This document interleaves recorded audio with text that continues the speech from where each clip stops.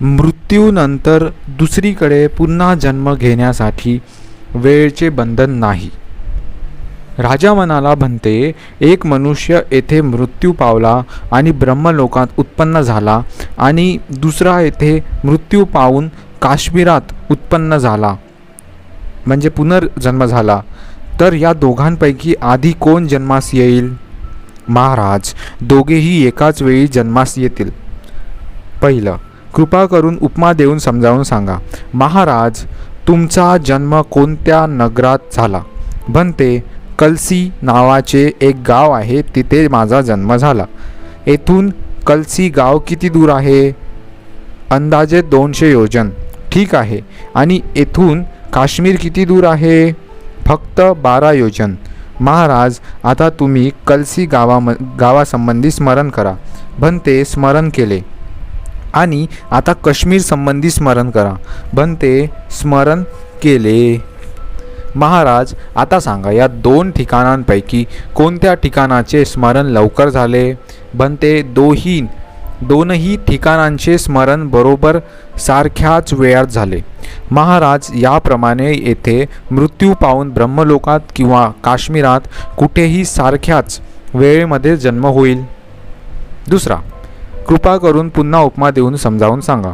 महाराज, घिरट्या घालणाऱ्या पक्ष्यापैकी एक उंच वृक्षावर बसला आणि दुसरा एका झुडपावर बसला.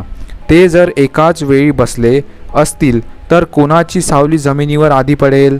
बनते, दोनही पक्षाची सावली एकाच वेळी पडेल. महाराज, याप्रमाणेच येथे मृत्यू पावून ब्रह्मलोकात किंवा काश्मीरात कुठेही सारख्याच वेळेमध्ये जन्म होईल. बनते, आपण छान समजावून सांगितले.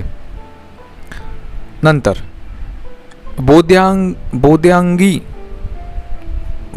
अंग संबंधी राजा म्हणाला, बनते, बोधी अंगी किती आहेत? 7 आहेत. बनते, किती बोधी अंगिनांनी धर्माचे ज्ञान होते? धर्मविचय नावाच्या एका बौद्ध अंगीनेही धर्मज्ञान होऊ शकते. बनते, मग 7 कशाला सांगितले आहेत? महाराज, एखादी तलवार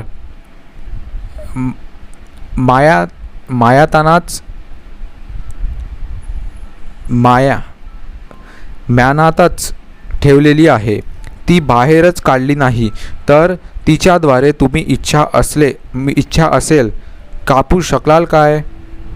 नाही. बनते, महाराज, याचप्रमाणे धर्मविचय बोधी अंगी वाचून कोणतेही धर्मज्ञान होऊ शकत नाही. बनते, आपण छान समजावून सांगितले. पाप आणि पुण्यासंबंधी राजा म्हणाला, बनते, पाप आणि पुण्य या दोघांमध्ये कोण अधिक आहे?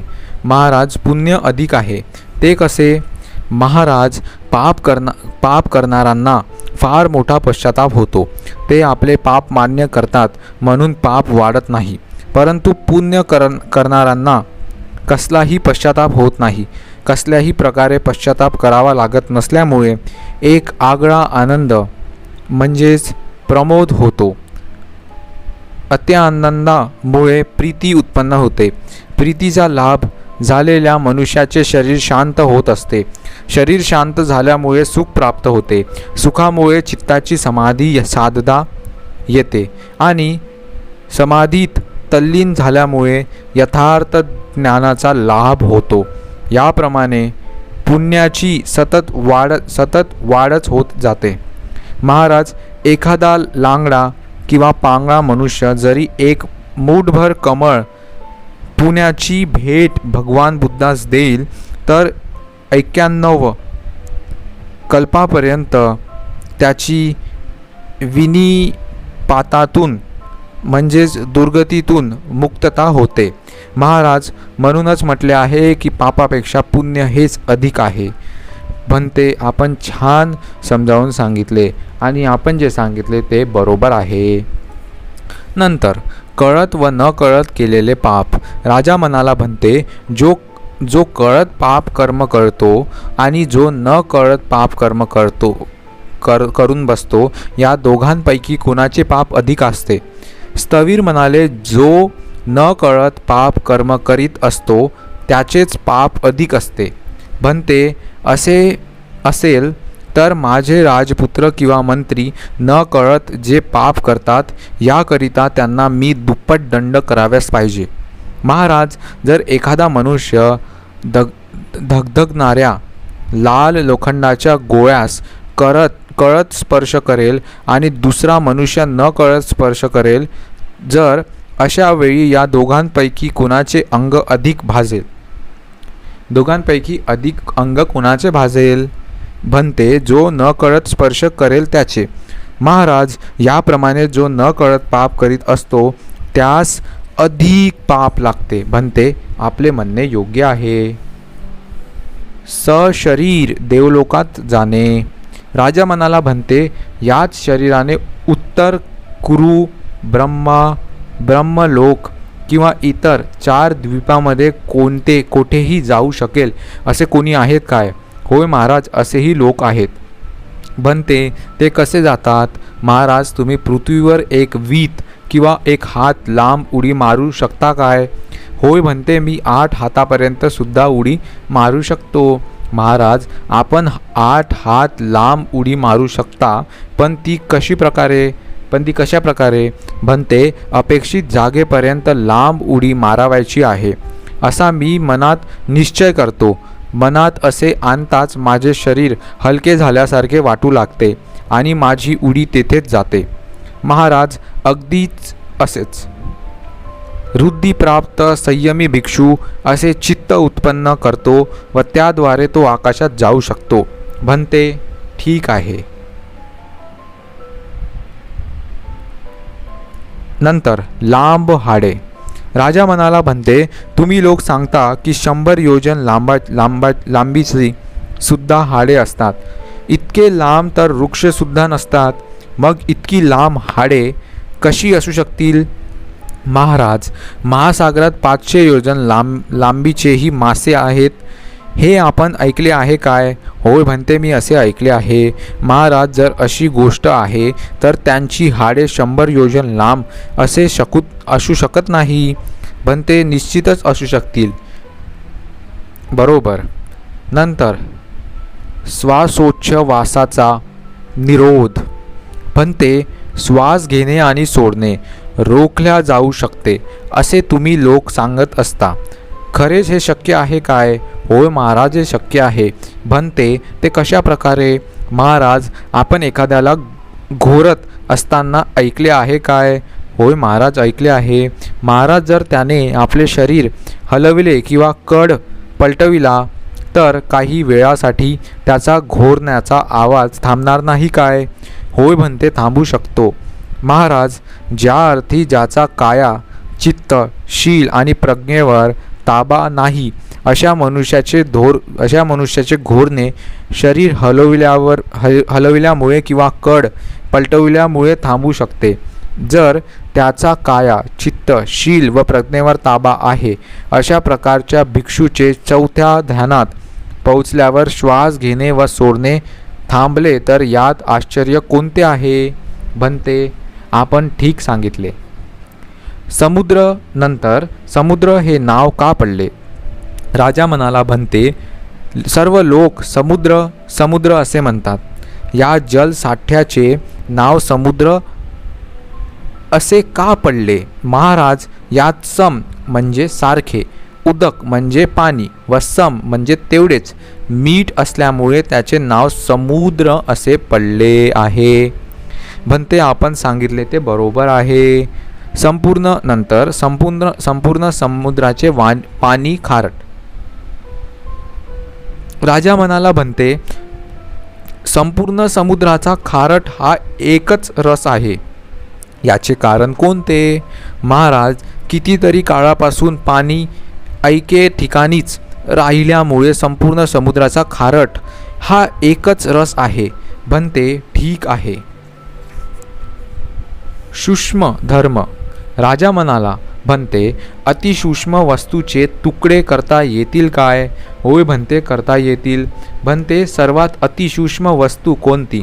महाराज, धर्मच सर्वात अतिसूक्ष्म वस्तू आहे. तरीही सर्वच धर्मासंबंधी असे म्हणता येणार नाही. सूक्ष्म किंवा स्थूल असणे ही दोनही धर्माचीच विशेषणे आहेत, परंतु त्यातही जे काही कापावायचे आहे ते फक्त प्रज्ञेद्वारे कापल्या जाऊ शकत नाही अशी कोणतीच वस्तू नाही. म्हणते फारच छान. विज्ञान, प्रज्ञा आणि जीव म्हणजे आत्मा. राजा म्हणाला म्हणते विज्ञान, प्रज्ञा आणि जीव म्हणजे आत्मा हे तीन शब्द, अक्षर आणि अर्थ या दोनही दृष्टीने वेगवेगळे आहेत की एकाच अर्थीचे वेगवेगळी नावे आहेत. महाराज, जाणून घेणे ही विज्ञानाची ओळख आहे, योग्य प्रकारे समजून घेणे ही प्रज्ञेची ओळख आहे आणि जीव म्हणजे आत्मा नावाची तर कोणीच वस्तू अस्तित्वात नाही. त्यावर राजा म्हणाला म्हणते जीव म्हणजे आत्मा नावाची कोणतीच वस्तू अस्तित्वात नाही, तर मग डोळ्याद्वारे रूपाला पाहणारा, कानाद्वारे शब्द ऐकण्याचे, नाकाद्वारे वास घेण्याचे, जिभेद्वारे स्वाद घेण्याचे, शरीराद्वारे स्पर्शानुभव करण्याचे आणि मनाद्वारे धर्म जाणून घेण्याचे कार्य कोण करते? महाराज, शरीरापासून जर भिन्न एखादा जीव म्हणजे आत्मा आहे आणि तो शरीरात राहून डोळ्यांनी रूप पाहतो, तर डोळा फोडून मोठे छिद्र केल्यामुळे त्याला चांगले दिसाव्यास पाहिजे. कान कापल्यानंतर त्या कानाच्या छिद्रातून आणखी जास्त चांगल्या प्रकारे ऐकू याव्यास पाहिजे. नाक कापल्यानंतर त्याला त्या मोठ्या छिद्रातून जास्त गंध याव्यास पाहिजे. जीभ कापल्यानंतर त्याला आणखी चांगल्या प्रकारे स्वाद कळाव्यास पाहिजे. आणि शरीर कापून टाकल्यावर स्पर्शाची जाणीव अधिक व्हाव्यास नको काय? म्हणते असे तर काही होत नाही. महाराज, याचाच अर्थ आपणात जीव म्हणजे आत्मा नावाची कोणतीच वस्तू नाही. म्हणते फारच छान. अरूप धर्म. स्थवीर म्हणाले महाराज, भगवंतांनी एक फार कठीण काम केले आहे. म्हणते ते कोणते? महाराज, एकाच वस्तूवर अवलंबून राहणारे रूपरहित चित्त आणि चैतसिक धर्माचे विश्लेषण करण्याचे काम हे भगवंताने सर्व अलग अलग करून सांगितले. हा स्पर्श, ही वेदना, ही संज्ञा, ही चेतना आणि हे चित्त आहेत. कृपा करून उपमा देऊन स्पष्ट करून सांगे. महाराज, जसे एखादा मनुष्य नावेत बसून समुद्रात गेल्यावर चूळभर पाणी हातावर घेऊन व चाखून सांगू लागला की हे गंगा नदीतून आलेले पाणी आहे, हे यमुनेचे आणि हे अचिरावतीचे, हे शरयूचे आणि हे महानदीचे. म्हणते असे सांगणे तर कठीण आहे महाराज. त्याचप्रमाणे एकाच वस्तूवर अवलंबून राहणारे रूपरहित चित्त आणि चैतसिक धर्माचे विश्लेषण करणे याहीपेक्षा कठीण आहे. म्हणते ठीक आहे. चौथा वर्ग समाप्त. मिलिंद राजाच्या प्रश्नाचे उत्तर देणे समाप्त. स्थवीर म्हणाले, महाराज, आता किती वेळ झाला आहे ते आपण सांगू शकाल काय? होय म्हणते, सांगू शकतो. रात्रीचा पहिला प्रहार लोटला आहे. मधल्या प्रहारास प्रारंभ झाला आहे. मशाली जळत आहे. चारही पताका फडकविण्याची आज्ञा दिली गेलेली आहे आणि आता दान देण्याची वस्तू कोठाराबाहेर काढण्यात येतील. यवन म्हणाले, महाराज, हे भिक्षू तर फार मोठे पंडित आहे. होय, हे स्थवीर फारच मोठे पंडित आहे. यांच्यासारखा गुरु व माझ्यासारखा शिष्य असावा. पंडितांना धर्मज्ञान चटकून आकलन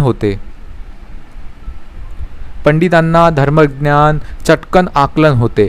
स्थवीर म्हणाले, नागसेनाच्या उत्तरांनी संतुष्ट होऊन राजाने स्थवीरास एक भारी मूल्यवान चिवर दान दिले आणि म्हणाला, म्हणते 800 दिवसापर्यंत माझ्या येथे भोजन घेण्याचे निमंत्रण स्वीकारावे. माझ्या राजवाड्यातील कोठारात ज्या काही आपणास देण्यायोग्य वस्तू आहेत त्या आपणास दान घ्याव्यात असे मला अंतःकरणापूर्वक वाटते. असू द्या महाराज, माझा निर्वाह तर चाललाच आहे. म्हणते मी समजू शकतो की आपला निर्वाह हा चालणारच, परंतु कृपा करून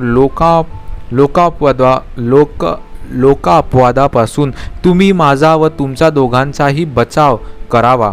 राजा संतुष्ट करून काहीच मिळाले नाही या लोका अपवादापासून तुम्ही तुमचा बचाव करा. आणि स्थविरांनी संतुष्ट केल्यानंतर मी त्यांना काहीच भेट दिली नाही या लोक अपवादापासून माझा बचाव करा. ठीक आहे महाराज, जशी आपली इच्छा आहे. म्हणते जसे सोन्याच्या पिंजऱ्यात ठेवल्यानंतरही मृगराजा सिंह बाहेरच पाहत असतो, त्याप्रमाणे मी या राजभवनात जरी असलो तरी माझे सारे लक्ष हे सोडून भिक्षू होण्याकडेच लागले आहे. परंतु म्हणते आताच घर सोडून भिक्षू झाले तर मी फार दिवस जगू शकणार नाही. मला अनेक शत्रू आहेत. या संधीचा लाभ घेऊन ते मला ठार मारतील. याप्रमाणे राजा मिलिंदांनी विचारलेल्या प्रश्नांची उत्तरे देऊन आयुष्यमान नागसेन आणि आपल्या आसनावरून उठून आपल्या आश्रमाकडे निघून गेले. स्थविर नागसेन निघून गेल्यावर मिलिंद राजा स्वतःच त्या प्रश्न उत्तरावर विचार करू लागला.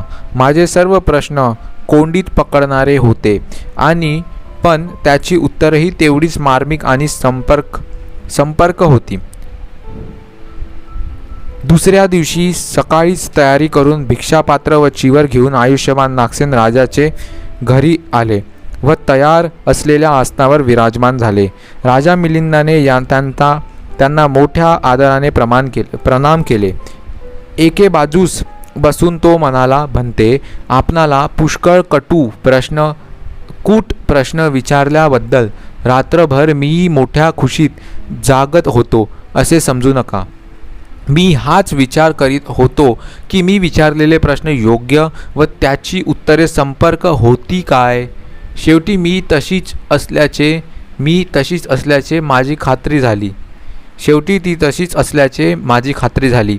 यावर स्थविरही म्हणाले, महाराज आपल्या खुबीदार प्रश्नांची तेवढीच मार्मिक उत्तरे दिली म्हणून मी रात्रभर मोठ्या खुशीत जागत होतो असे समजू नका. मी सुद्धा तुमच्या प्रमाणेच विचार करीत होतो आणि शेवटी तशीच प्रचिती आली. याप्रमाणे त्या दोन्ही गजराजांनी परस्परांच्या विधानाचे अभिनंदन केले. मिलिंद राजाच्या प्रश्नाची उत्तरे देणे समाप्त. पुढील व्हिडिओमध्ये मित्रांनो आपण चौथा परिच्छेद म्हणजेच मेंढक प्रश्न सुरू करणार आहोत. तर पुढील व्हिडिओसाठी वाट पहा. धन्यवाद.